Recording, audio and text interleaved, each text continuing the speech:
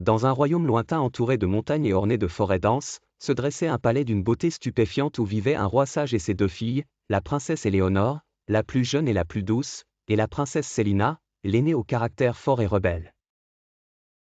Éléonore débordait de gentillesse et d'amour, ce qui la rendait aimée de tous sans exception. Elle diffusait la joie dans le palais, s'asseyait avec les serviteurs, jouait avec les enfants et visitait les villages voisins pour aider les nécessiteux. Célina, en revanche, était différente. Elle se sentait toujours éclipsée par sa petite sœur. Bien qu'elle fût belle et élégante, on disait d'elle qu'elle était froide, tandis qu'Éléonore était décrite comme la chaleur du palais. Petit à petit, le cœur de Célina se remplit de jalousie, non pas qu'elle n'aimait pas sa sœur, mais parce qu'elle se sentait toujours inférieure, quoi qu'elle fasse. Un jour, lors d'une grande célébration dans le palais, Éléonore était au cœur de l'événement.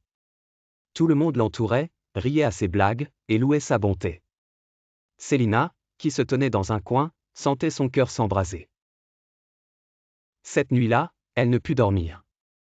Elle s'est rendue dans la forêt, le seul endroit où elle se sentait libre.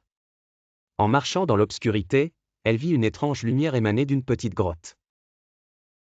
Hésitante au début, mais sa curiosité l'entraîna à l'intérieur. Dans la grotte, elle trouva une couronne d'argent brillant d'une lumière étrange, comme si elle l'appelait. Soudain, un être mystérieux, moitié ombre et moitié lumière, apparut et dit, « Cette couronne n'est pas ordinaire.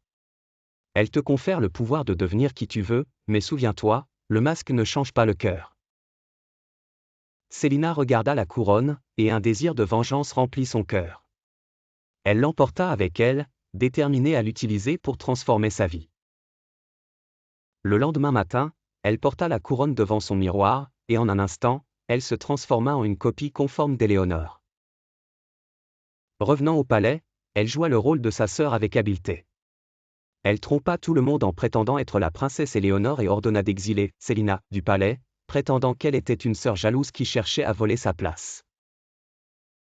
Éléonore, la vraie, qui ne comprenait pas ce qui se passait, se retrouva expulsée de son propre palais au milieu d'accusations fausses.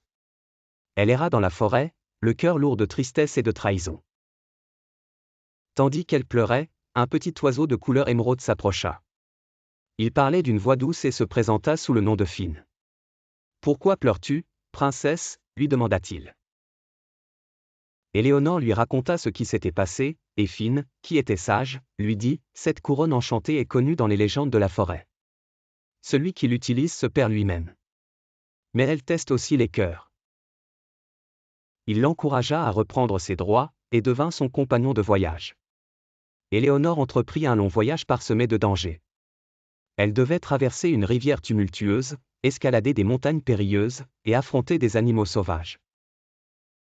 Quand elle atteignit la grotte, elle fit face à l'esprit mystérieux qui avait parlé à Célina de la couronne.